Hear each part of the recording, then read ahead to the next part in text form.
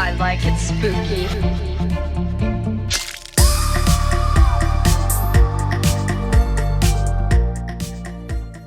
Hey, what's up, hardheads? Welcome back to my channel, and today we're reviewing Shudder's original movie, Metamorphosis.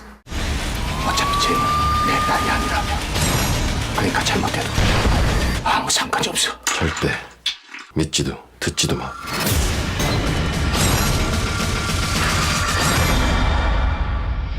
Y'all, I really like this movie.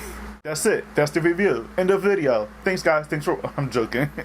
So before we get into this video, please make sure you subscribe and like this video and show your appreciation for this channel to help your boy grow.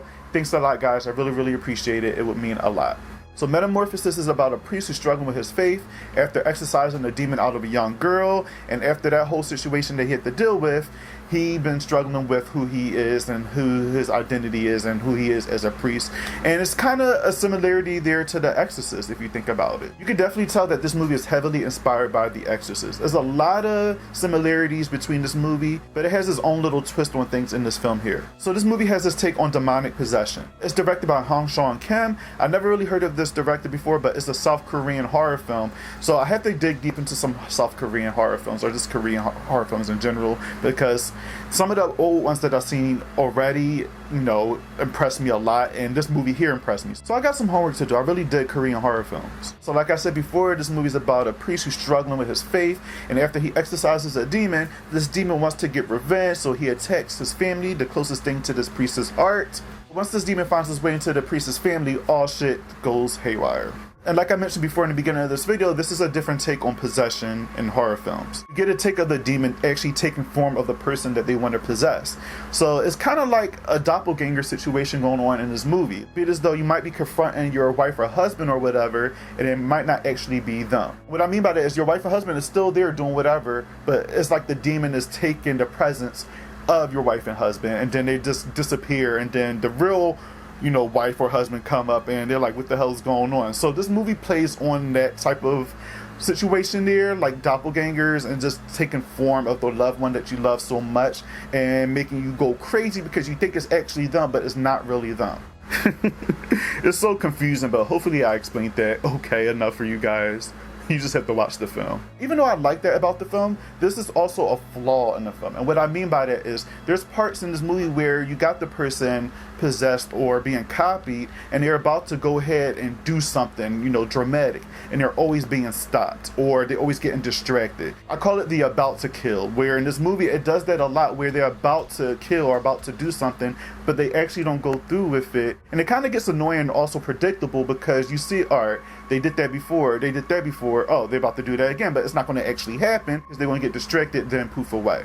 So that was one of my main flaws in this film, is that it was always about to, instead of just going in for it and just getting gritty. Another flaw that I had with this film is when the person is being copied or possessed or whatever, it was super obvious that they were possessed, and it's like this movie could have played a little bit smarter if they just went ahead and got possessed or copied and played normal until they was about to go in for the kill, and then that's when things kind of take a turn there. They didn't go about it that way. When the person was being copied or possessed, you can clearly tell that they were possessed, and it just made it so much obvious and predictable, where I felt like as an audience it would have been a lot better if we didn't know that we were being played ourselves, like the characters being played, and if we got played, and then all of a sudden we get this sudden shock moment or or a sudden kill in this film, and we think it's really them, but it's not actually them.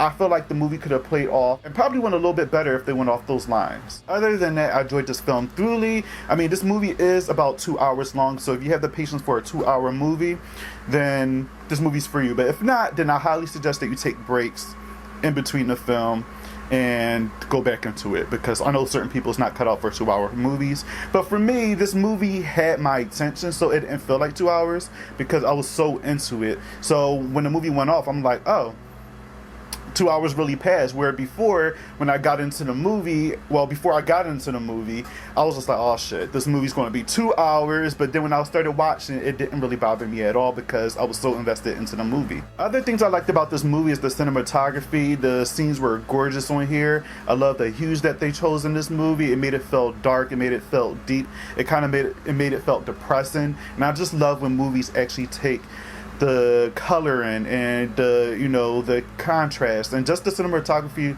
overall seriously, because it definitely plays a huge part in filmmaking. So just by them getting that right and just the way the look of this film is, it made me enjoy the movie much more. Also, I love the Father Karras-esque character in this movie, Jong-So. He played the priest in this film that's struggling with his faith, struggling with this demon throughout this whole entire film. I love his character a lot just because he did not give up. He went in for his family. He did what he had to do. I'm not going to give it away, but he plays a huge part in the beginning and the end of this film. And another character I liked a lot was the Father Gang-gu. Hopefully I'm not butchering these names because I don't know how to pronounce these names correctly, but when you watch it, you guys know who I'm talking about.